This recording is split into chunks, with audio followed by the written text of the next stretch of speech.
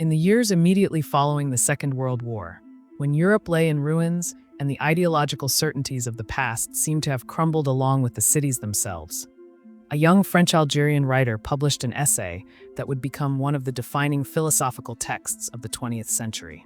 Albert Camus, then in his early 30s, had already established himself as a novelist of consequence, but with the myth of Sisyphus, he confronted directly what he considered the fundamental question of philosophy: whether life is worth living in a universe apparently devoid of meaning.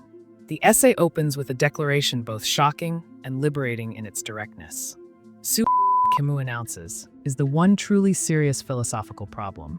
Before we can address questions of epistemology or ethics or metaphysics, we must first determine whether existence itself merits continuation. This is not morbid fascination, but philosophical rigor. The insistence that we begin with what is most urgent rather than what is merely intellectually fashionable. Camus identifies what he calls the absurd, that peculiar collision between human longing and cosmic indifference. We are creatures who desperately seek meaning, coherence, and rational explanation in our lives. We want the universe to make sense, to operate according to principles we can grasp, to acknowledge our existence with some form of purpose or design. Yet we find ourselves instead in a world that remains stubbornly silent, that offers no transcendent meaning, no cosmic validation, no ultimate justification for our presence. The absurd arises not from the world alone, nor from human consciousness in isolation, but from the confrontation between these two irreconcilable realities. It is the divorce between our questions and the silence that greets them, the disproportion between our appetite for clarity and the opacity of experience itself. Many philosophical and religious traditions have attempted to escape this predicament through what Camus calls philosophical suicide. They construct elaborate systems that deny either the legitimacy of human longing or the meaninglessness of the cosmos. Existentialist thinkers like Kierkegaard and Shestov, he argues, perform a kind of leap into faith or irrationality, abandoning the very lucidity that allowed them to perceive the absurd in the first place. They recognize the problem clearly enough, but then evade it by postulating some higher realm of meaning accessible through faith or mystical insight. Similarly, various forms of hope, religious, political, or metaphysical, represent strategies of evasion, attempts to deny the fundamental condition rather than confront it directly. For Camus, such maneuvers constitute betrayals of honesty, failures of philosophical courage. The alternative he proposes is neither despair nor escape, but rather a kind of lucid defiance. We must live without appeal, without the consolations of hope or faith, maintaining full consciousness of our absurd condition. This requires what Camus calls revolt, not in the political sense of armed resistance, though his thinking would later extend in that direction, but as a metaphysical stance of perpetual rebellion against our condition without ever denying its reality. We neither accept the absurd with resignation nor flee from it into comforting illusions.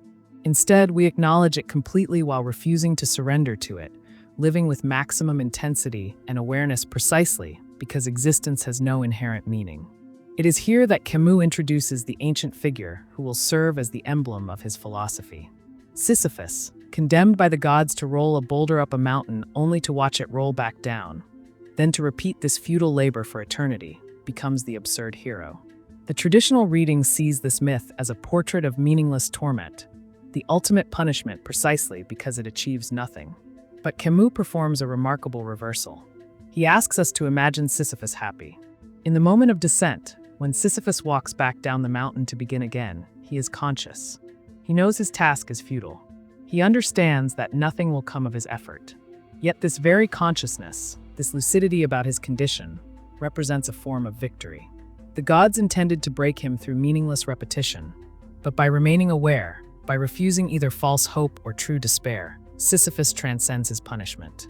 His rock becomes his thing, his task becomes his fate, and in fully accepting it with eyes wide open, he achieves a kind of freedom. This is not an argument for passivity or acceptance of injustice in the social realm. Rather, Camus suggests that meaning is not something we discover in the universe, but something we create through the quality of our engagement with existence.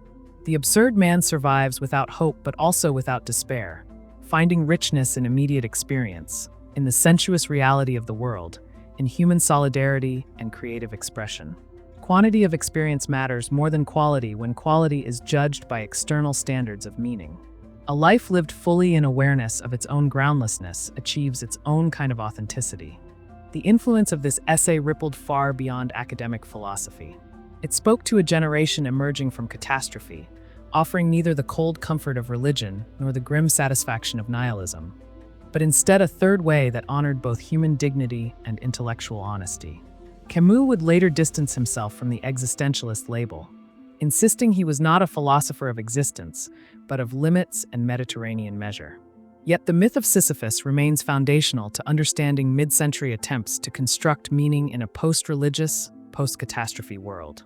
It proposes that we can live without illusions while still affirming life, that consciousness itself, even consciousness of absurdity, constitutes a form of rebellion and perhaps even of triumph. In imagining Sisyphus happy, Camus offers not an escape from the human condition, but a way of inhabiting it with dignity, defiance, and strange joy.